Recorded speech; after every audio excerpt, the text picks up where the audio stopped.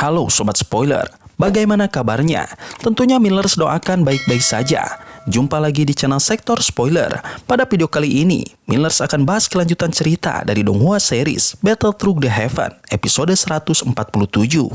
Seperti biasa, Millers mau ingatkan lagi bagi Sobat Spoiler, karena video ini mengandung spoiler, Mimin sarankan untuk tonton dulu episode-episode sebelumnya, biar ngerti jalan ceritanya. Tapi buat Sobat Spoiler yang gak sabar dan udah siap dengerin kelanjutan ceritanya, langsung saja kita gas ke ceritanya. Di episode sebelumnya, di tengah kawah gunung berapi yang menyala, Xiaoyan duduk diam di depan kuali besar, berjuang memperbaiki kristal naga Phoenix yang menyelimuti tubuh Xian. Di bawah pengawasan penatua Zuli dan sesepuh lainnya, Xiaoyan mengendalikan api surgawi dengan presisi luar biasa. Perlahan, kristal mulai meleleh dan menunjukkan tanda-tanda keberhasilan, memberi harapan baru bagi suku naga Void kuno. Namun, proses ini tidak mudah. Xiaoyan harus bertahan selama berminggu-minggu, menahan kelelahan tanpa henti, hingga akhirnya menelan darah esensi naga untuk melanjutkan upayanya. Saat harapan mulai tumbuh, ancaman muncul dari langit. Pasukan dari Pulau Naga Barat dan Selatan tiba dengan niat menyerang, dipimpin oleh Xiao Ao yang ingin merebut Xian.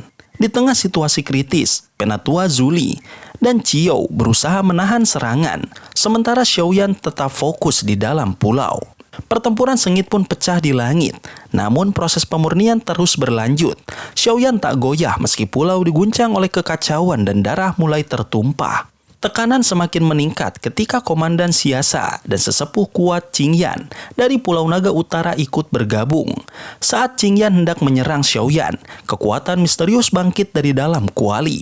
Sepasang mata muncul dan memperingatkan dengan suara mengguncang jiwa, mengancam akan membalas jika Xiaoyan terluka. Serangan itu tertahan, dan seketika pilar cahaya ungu keemasan meledak, menghantam Qingyan dan mengusirnya.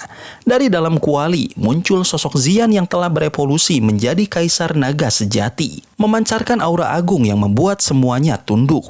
Dengan satu kepakan sayap, Xian menyelimuti pulau dalam cahaya keemasan, menghentikan seluruh pertempuran. Semua musuh terpaksa mundur, sementara para penghuni Pulau Naga kuno berlutut penuh hormat. Xian kemudian menyembuhkan Xiaoyan dan memerintahkan He Qing untuk menjaganya.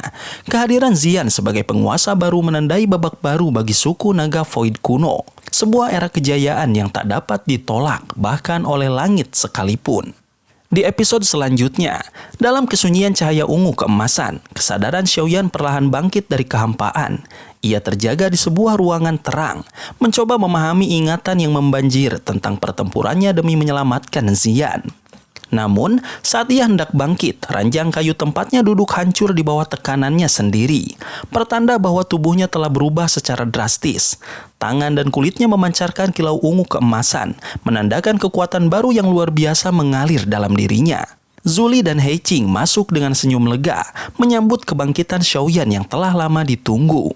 Zuli mengungkapkan bahwa Xian berhasil selamat dan kini sedang bermeditasi untuk menyerap kekuatan buah asal naga Phoenix. Xiaoyan lega, meski hatinya masih dipenuhi tanya soal perubahan dirinya. Zuli kemudian menjelaskan bahwa tubuh Xiaoyan kini telah diperkuat oleh esensi naga kuno dan kekuatan dari Xian sendiri, menjadikannya setara dengan binatang buas kelas Douzun, dilindungi oleh armor kuno naga Phoenix yang nyaris tak tertembus. Dengan tubuhnya yang kini dipenuhi kekuatan baru, Xiaoyan mulai memahami betapa besarnya perubahan yang ia alami. Ketika ia mengaktifkan energi naga dalam tubuhnya, sisik-sisik ungu keemasan muncul membentuk armor pelindung yang luar biasa kuat. Zuli dan He Qing menjelaskan bahwa ini adalah bentuk perlindungan tertinggi suku naga Void kuno. Sementara itu, kabar tentang Qinglin juga muncul. Ternyata ia tengah menjalani pelatihan berat di makam naga kuno untuk menundukkan kekuatan ular surgawi berkepala 9 yang ada dalam dirinya. Xiaoyan memutuskan untuk tinggal sementara di Pulau Naga kuno guna membantu jika ancaman lain datang. Zuli menyambut keputusannya dengan penuh hormat dan menyampaikan bahwa para tetua klan yang mengasingkan diri sedang dipanggil kembali demi memperkuat suku mereka. Ketika Xiaoyan bertanya tentang tempat dengan energi petir untuk memperbaiki boneka setan langit miliknya, Zuli mengiyakan, memberi tanda bahwa petualangan berikutnya telah menanti. Kekuatan besar telah bangkit dan Xiaoyan kini menjadi bagian penting dari kebangkitan suku naga Void kuno. melaju di atas seekor naga hitam raksasa bernama He Qing. Xiaoyan menembus ruang kosong berbahaya yang tak bisa dimasuki sembarangan orang. Tujuan mereka adalah kolam petir kuno, sebuah kolam petir alami yang menyimpan energi petir luar biasa. Tempat itu sangat berbahaya, namun menjadi peluang emas bagi Xiaoyan untuk memperbaiki boneka iblis langit miliknya. Ketika mereka tiba, Xiaoyan terpana melihat kolam petir raksasa yang berisi petir perak menyilaukan. Guncangan energinya luar biasa, bahkan membuat seekor naga void kuno seperti He Qing merasa gentar. Namun, Xiaoyan tidak mundur. Ia meminta He Qing berjaga di luar kolam. Lalu dengan keberanian penuh, ia menerobos masuk ke dalam pusaran petir, dilindungi oleh api surgawi yang membakar sambaran-sambaran listrik yang mencoba menyerangnya. Xiaoyan akhirnya menemukan titik yang cukup stabil di dalam kolam dan mulai proses perbaikan. Ia mengeluarkan boneka iblis langit yang rusak dan membiarkannya menyerap energi petir yang melimpah. Meski prosesnya lambat, tanda-tanda pemulihan mulai tampak. Bagi Xiaoyan, ini lebih efisien dibanding mengumpulkan pil lighting secara manual. Ia yakin dalam waktu setengah bulan, boneka itu bisa kembali sempurna. Dengan semangat tinggi, Xiaoyan mengeluarkan 10 boneka iblis bumi lainnya untuk mengalami proses evolusi serupa. Di dalam pikirannya, ia sudah membayangkan memiliki 11 boneka iblis langit, sebuah kekuatan sebanding dengan 11 elit Douzun. Di tengah dunia perak yang berkilauan, petir mengamuk liar seperti naga raksasa yang mengamuk, memenuhi ruang kosong dengan suara guntur yang tak henti-hentinya menggema. Pemandangan ini terasa seperti sesuatu yang hanya bisa ditemukan di tempat yang melampaui batas dunia nyata. Di dalam kolam petir itu, seorang pemuda duduk diam. Tubuhnya dikelilingi oleh 11 boneka yang membentuk lingkaran sempurna. Xiaoyan berada tepat di tengah-tengah mereka. Sementara di luar lingkaran, kilatan petir terus menyambar tanpa ampun. Petir sebesar lengan manusia menghantam boneka-boneka itu berkali-kali, seolah ular raksasa yang murka. Namun, meskipun serangan itu begitu ganas, boneka-boneka tersebut tetap tak bergeming. Justru tubuh mereka semakin bersinar terang. Di dalam keheningan yang diterangi kilatan petir, waktu berlalu begitu cepat. Hampir setengah bulan telah terlewati dan Xiaoyan menghabiskan hari-harinya dalam latihan tanpa menghiraukan boneka-boneka itu. Setelah mengamati mereka dan memastikan tidak ada perubahan aneh, ia menutup matanya dan kembali fokus menyerap energi dari kolam petir. Energi di dalam kolam itu begitu padat dan liar, membawa kekuatan yang cukup untuk membuat rambut seseorang berdiri. Namun, bagi Xiaoyan yang telah memurnikan api surgawi dengan mantra api, energi liar ini hanyalah bahan bakar yang bisa ia jinakkan dengan mudah. Perlahan, energi itu mengalir ke dalam tubuhnya, membuat dauqinya semakin kuat. Selama setengah bulan berlatih tanpa henti, Xiaoyan merasakan batas kekuatannya semakin dekat ke bintang 5 Douzun. Perubahan besar itu sebagian karena ia telah menelan api dingin tulang, yang membuat kekuatannya melonjak dari bintang 2 ke puncak bintang keempat. Meskipun dauqinya sempat terkuras habis saat membantu Xian memperbaiki kristal naga Phoenix, tambahan energi dari darah esensi naga kuno dan sisa kekuatan naga Phoenix yang diberikan Xian membantunya menutup celah tersebut. Kini, ia merasa terobosan besar sudah semakin dekat. Namun, sebelum ia bisa mencapai titik itu, sesuatu terjadi. Xiaoyan membuka matanya dan memusatkan perhatiannya pada boneka iblis langit di depannya. Cahaya keemasan yang menyelimutinya kini terlihat lebih pekat, tetapi ada sesuatu yang lain yang menarik perhatiannya. Sebuah retakan kecil mulai terbentuk di dada boneka itu. Dari dalam retakan, kilatan petir perak tampak berkedip-kedip. Sepertinya dia sudah mencapai batasnya, gumamnya dalam hati. Xiaoyan menyentuh retakan itu, merenung sejenak sebelum akhirnya menghela nafas. Boneka ini memang luar biasa, tetapi bahan yang digunakan untuk menciptakannya memiliki keterbatasan. Xiaoyan sadar bahwa ini adalah titik maksimal yang bisa dicapai oleh boneka iblis langitnya. Meskipun merasa sedikit kecewa, ia tetap menyimpan boneka iblis langit itu ke dalam cincin penyimpanannya. Lalu matanya beralih ke 10 boneka iblis bumi lainnya. Setelah menyerap petir selama setengah bulan, tubuh boneka-boneka ini mulai menunjukkan bintik-bintik emas. Dari pengalaman sebelumnya, Xiaoyan tahu bahwa begitu seluruh tubuh boneka tertutup warna emas, mereka akan berevolusi menjadi boneka iblis langit sejati. Boneka ini dibuat oleh seorang douseng, bahkan yang digunakan pasti jauh lebih berkualitas dibandingkan milikku, pikirnya. Tapi sampai mana batas mereka? Meski begitu, ia tidak terlalu berharap banyak. Boneka tetaplah boneka, tidak peduli seberapa kuat. Kemungkinan besar level Dozun adalah puncak yang bisa mereka capai. Jika ada boneka yang bisa menyaingi seorang Doseng, maka usaha keras para kultivator selama ini akan terasa sia-sia. Xiaoyan kembali duduk dan melanjutkan latihannya. Hari demi hari berlalu, dan bintik-bintik emas di tubuh boneka semakin banyak. Menurut perhitungannya, dalam waktu 10 hari lagi, mereka akan sepenuhnya berevolusi. Saat para boneka semakin mendekati perubahan besar, Xiaoyan tetap duduk diam, tenggelam dalam latihan. Energi misterius mulai berkumpul di sekitarnya, menyelimuti tubuhnya dalam lapisan demi lapisan cahaya petir yang megah. Tiba-tiba, pusaran petir raksasa terbentuk di atas kepalanya, menyedot energi dari sekeliling. Petir menyambar dan mengguncang dunia perak ini, sementara tubuh Xiaoyan menyerap kekuatan liar itu tanpa henti. Pusaran itu terus berputar hingga akhirnya mulai melemah. Di saat yang sama, kilatan petir di sekitar Xiaoyan terserap ke dalam tubuhnya. Pada saat itu, matanya yang tertutup rapat mulai berkedip, sebelum akhirnya terbuka. Kilatan petir menyala dari matanya, mengamuk seperti naga besar yang menembus lapisan petir di sekelilingnya. Nafasnya yang dihembuskan pun masih membawa sisa-sisa listrik, membuat udara di sekitarnya bergetar. Akhirnya, Dozun bintang 5. Xiaoyan mengepalkan tangannya, merasakan kekuatan barunya yang jauh lebih besar dari sebelumnya. Dengan menggunakan transformasi 3 api misterius, ia bahkan bisa mencapai level bintang 7. Kini, bahkan menghadapi Dozun bintang 7 sekalipun, ia tidak perlu gentar. Saat ia masih menikmati pencapaiannya, pandangannya jatuh pada 10 boneka yang mengelilinginya. Mata Xiaoyan berbinar, tubuh mereka kini telah berubah sepenuhnya menjadi emas gelap. Mereka telah berhasil berevolusi menjadi boneka iblis langit. Xiaoyan tertawa puas, namun di tengah kebahagiaannya, jantungnya tiba-tiba berdegup kencang. Naluri menjerit peringatan. Ia segera mengangkat kepalanya dan menatap ke dalam kolam petir yang lebih dalam. Di sana, sebuah fluktuasi energi yang sangat kuat terpancar. Ia mencoba mengamati lebih lanjut, tetapi tidak menemukan apapun. Namun sebelum ia bisa menenangkan dirinya, sebuah badai tak terlihat tiba-tiba meledak dari dalam kolam petir. Kemanapun badai itu berhembus, petir-petir yang mengamuk langsung menghilang tanpa jejak. Xiaoyan dikejutkan oleh kemunculan 10 kilatan petir hitam yang luar biasa ganas. Tanpa berpikir panjang, ia segera menyimpan sebuah bonekanya dan melesat menjauh dengan penuh kewaspadaan. Di kejauhan, ia melihat seorang pria tua berpenampilan kacau dikejar oleh petir-petir tersebut. Xiaoyan tidak tertarik untuk ikut campur, karena jelas bahwa petir hitam itu memiliki kekuatan yang bisa menghapus eksistensi siapapun dalam sekejap. Namun, keadaan menjadi rumit ketika pria tua itu malah berlari ke arah Xiaoyan, tanpa peduli bahwa Xiaoyan bukan tandingan petir tersebut. Pria itu seakan berharap bantuan. Xiaoyan tentu tidak bisa berbuat banyak, dan frustasinya makin bertambah ketika pria itu menyadari bahwa Xiaoyan hanyalah seorang Dozun bintang 5.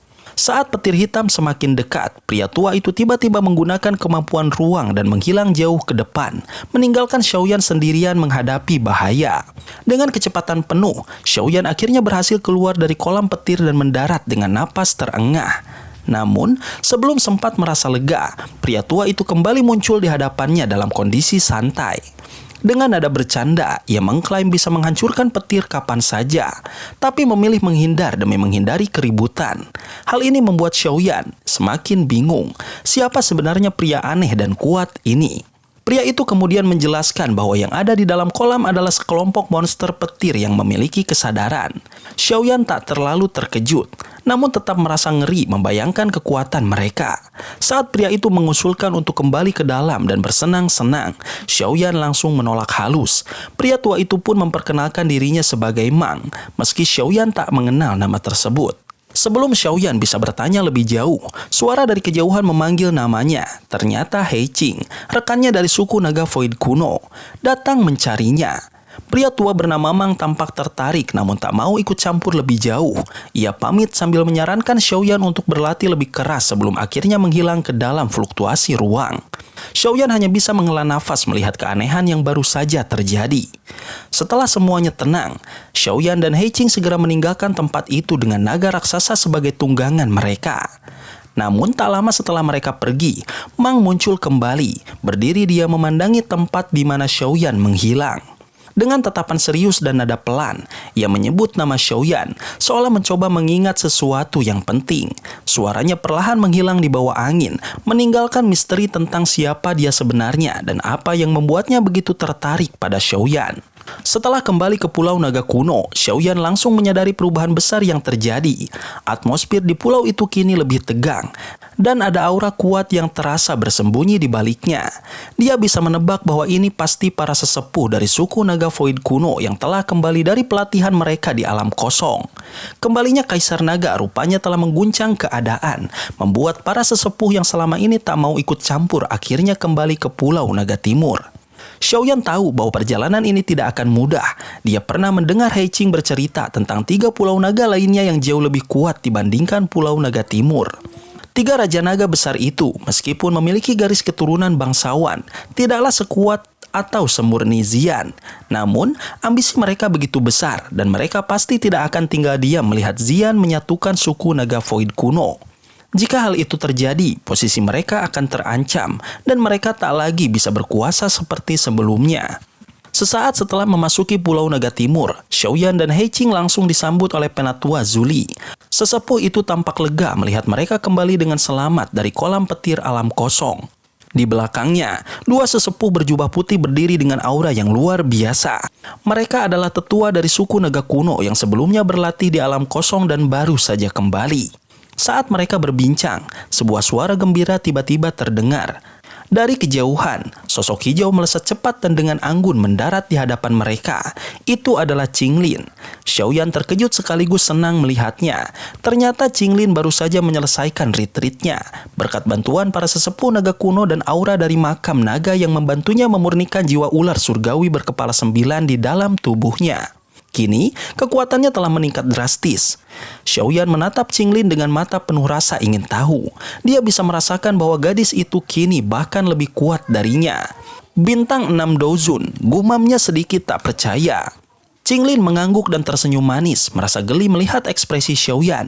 Sementara itu, Penatua Zuli menjelaskan bahwa peningkatan kekuatan Qinglin bukanlah sesuatu yang bisa terjadi begitu saja. Murid bunga ular 3 giok hijau yang dimilikinya adalah salah satu bakat paling langka di benua ini. Dengan kemampuan penyegelan ularnya yang semakin kuat, kini dia bahkan bisa menghadapi Dozun bintang 7. Namun Xiaoyan tak bisa berlama-lama di Pulau Naga Timur. Xian masih dalam retreatnya dan tidak ada yang tahu kapan dia akan keluar. Sementara itu, Xiaoyan merasa sudah terlalu lama meninggalkan gurunya Yao Lao. Dia memutuskan untuk kembali ke Paviliun Bintang Jatuh. Zuli mengerti dan tidak mencoba menahannya. Suasana di Pulau Naga Timur sedang tegang karena ancaman dari 3 pulau naga lainnya. Sebelum pergi, Zuli memberikan Xiaoyan sebuah token giok spasial. Dengan token itu, dia bisa kembali ke Pulau Naga Timur kapan saja jika diperlukan. Setelah berpamitan, Xiaoyan, Qinglin dan Heiqing memasuki celah ruang dan meninggalkan Pulau Naga Timur. Begitu mereka tiba di benua, Xiaoyan menghirup udara segar dan menatap langit biru dengan perasaan lega.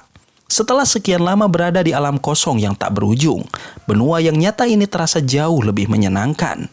Heiqing yang ikut mengantar mereka memberitahu arah menuju Paviliun Bintang Jatuh. Setelah itu, karena urusan mendesak di suku Naga Kuno, dia berpamitan dan kembali lebih dulu. Xiaoyan mengucapkan terima kasih lalu melanjutkan perjalanan bersama Qinglin. Tak butuh waktu lama, mereka akhirnya melihat pemandangan yang familiar. Paviliun Bintang Jatuh yang megah mulai tampak dari kejauhan. Di dalam aula pertemuan, Yao Lao yang tengah berdiskusi dengan Feng Zunzi langsung menyadari kedatangan mereka. Dia tersenyum kecil seolah sudah menduga mereka akan segera kembali. Saat Xiaoyan memasuki aula, Feng Zunzi sempat terkejut. Dia bisa merasakan bahwa kekuatan Xiaoyan kini sedikit lebih tinggi darinya. Xiaoyan yang menyadari hal itu hanya tersenyum santai dan mulai menceritakan pengalamannya selama perjalanan. Di tengah obrolan, Yao Lao tiba-tiba memberikan kabar baik yang membuat mata Xiaoyan berbinar penuh antusias. Ini tentang api teratai iblis pemurni, kata Yao Lao. Xiaoyan langsung tersentak. Kabar ini lebih dari cukup untuk membuatnya bersemangat. Petualangan berikutnya sudah menantinya.